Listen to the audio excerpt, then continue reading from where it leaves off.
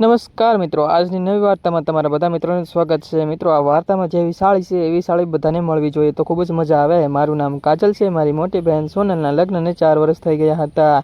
મારા જીજુ અંકિત બહુ જ હસમુખ અને ચપળ સ્વભાવના હતા।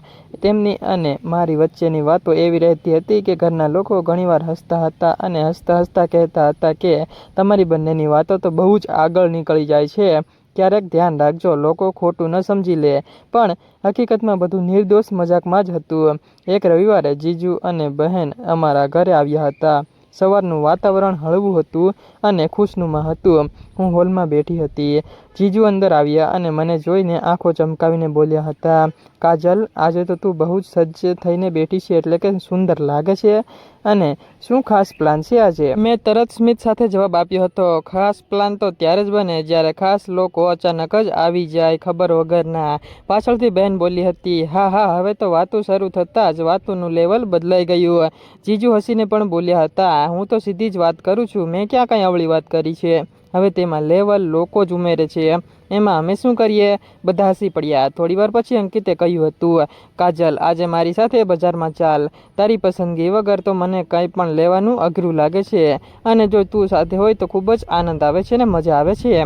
મેં આંખ મારીને કહ્યું, જીજુ, મારી પસંદગી પર એટલો ભરોસો કેમ? પછી પાછા ફરવાનો રસ્તો તો નથી ને? અંકિત તરત જ બોલ્યા હતા, એકવાર તારી પસંદગી પડી ગઈ પછી પાછા ફરવાનો વિચાર જ નથી આવતો ક્યારેય। તારી પસંદગી એ મને ખૂબ જ ગમે છે। બહેન તરત જ બોલી, ઓહો, હવે તો વાતું બહુ આગળ જઈ રહી છે, એવું નથી લાગતું? ત્યારે અંકિત હસીને બોલ્યા હતા, હું તો વસ્તુની વાત કરું છું, તમે દિલમાં લઈ લો છો, એમાં મારી શું ભૂલ? ત્યારે પછી બધા જ લોકો હસી પડ્યા હતા અને બજારમાં અમે સાડીની દુકાનમાં ગયા હતા। અંકિતે ત્યાં એક સાડી હાથમાં લીધી હતી અને સાડી લઈને કહ્યું હતું, આ એવી સાડી છે કે પહેરનારને એકદમ અલગ જ ફીલ આપશે। અને અંકિત બોલ્યા, સારી વસ્તુની વાત જ એવી હોય છે, દિલથી બોલવું પડે। દુકાનદાર હસીને બોલ્યો હતો, લાગે છે અંકિતભાઈને તો પસંદગી કરતાં પણ વધુ વાતો પસંદ છે।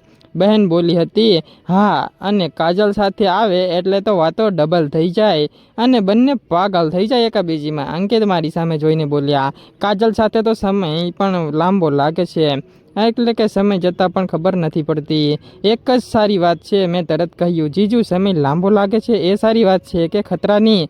અંકિતભાઈ હસીને બોલ્યા હતા, એ તો તમે કેવી રીતે લો એના ઉપર નિર્ભર છે। બધા જોરથી હસી પડ્યા હતા।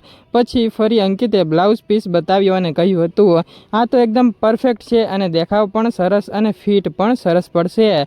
મેં મજાકમાં કહ્યું હતું, જીજુ, તમે ફિટ શબ્દ બહુ મસ્ત બોલો છો, અને તમને ખબર હોય ફિટિંગની? અંકિત તરત બોલ્યા, ફિટિંગ સારી હોય તો વસ્તુની વેલ્યુ પણ વધી જાય ને? બહેન બોલી હતી, હવે આ વાત તો બહુ દૂર સુધી રહી ગઈ છે, અને થોડુંક રોકો, બજારમાં એક દિવસ ઓળખીતા આંટી મળ્યા હતા। એમણે અમને જોઈને કહ્યું હતું, તમને બંનેને સાથે જોઈને એવું લાગે છે કે બહુ જૂની જોડ છે। અને અંકિત તરત બોલ્યા હતા, જોડ તો સમજદારીની હોય છે અને સંબંધની નહીં। આંટી હસીને બોલ્યા હતા, પણ તમારી વાતો સાંભળીને લોકો અલગ જ અર્થ કાઢે છે। અને મેં કહ્યું હતું, આંટી, લોકોનું કામ છે કલ્પના કરવી। ઘરે પાછા આવ્યા પછી સાંજે બધા છત ઉપર બેઠા હતા અને ત્યારે અંકિતે ચા પીતા પીતા કહ્યું હતું, કાજલ, તારી સાથે વાતો કરીએ એ તો મજા પણ આવે છે અને સમય પણ ખબર ન પડે એવી રીતે જતો રહે છે।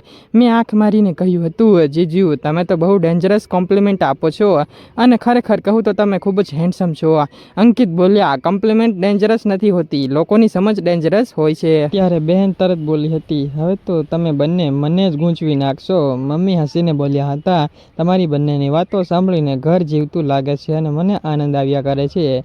રાત્રે જમ્યા પછી બહેન મને રૂમમાં બોલી હતી અને મજાકમાં કહ્યું, લોકો બહારથી સાંભળે તો ખરેખર કંઈક બીજું જ સમજી લે છે। અને મેં હસીને કહ્યું, અમારી વાતો સાફ છે, બસ લોકો પોતાની રીતે ટ્વિસ્ટ કરે છે, એમાં અમે બંને શું કરીએ? બહેન બોલી હતી, પણ માનવું પડશે, મજેદાર તો તમે બંને બહુ જ છો। હું હસીને બોલી, એ જ તો અમારું કામ છે, મજા કરાવવી અને મગજ ગરમ કરવું નહીં। કાજલ અને અંકિત જીજુ એક દિવસ છત પર બેઠા હતા, ત્યારે જીજુએ મજાકમાં કહ્યું હતું, આજે તું બહુ શાંત છે, શું તું કંઈક વિચારમાં છે કે શું? કાજલે હસીને જવાબ આપ્યો હતો, હું તો વિચાર કરું છું કે તમે દર વખતે મારી સાથે વાત કરવા માટે કેમ બહાનું શોધો છો? જીજુ તરત જ બોલ્યા હતા કે બહાનું નહીં, આદત પડી ગઈ છે તારી સાથે વાતો કરવાની। આ સાંભળીને સોનલ નીચેથી બોલી હતી, હવે આ આદત વધારે ન વધે તો સારું. આવી જ રીતે ત્રણેય ફરી હસી પડ્યા હતા અને આખું વાતાવરણ મસ્તીથી ભરાઈ ગયું હતું. અને મિત્રો, આ વાર્તા ફક્ત ને ફક્ત કાલ્પનિક છે અને ફક્ત મનોરંજન માટે બનાવવામાં આવે છે. તો કોઈ પણ ધર્મ કે કોઈ પણ વ્યક્તિ સાથે સંબંધ હોતો નથી. તો મિત્રો, આ વાર્તાને મનોરંજનના રીતે જ વાર્તા સાંભળજો. તો કાલ્પનિક રીતે જ વિડીયો જોઈને જોજો, કોઈ પણ લોકો દિલ ઉપર ના લેતા. કાલ્પનિક રીતે જ વાર્તા સાંભળજો, મોજ માણો અને ખાસ વાર્તા સાથે આવતીકાલે ફરી મળીશું મિત્રો. આવજો, ધન્યવાદ.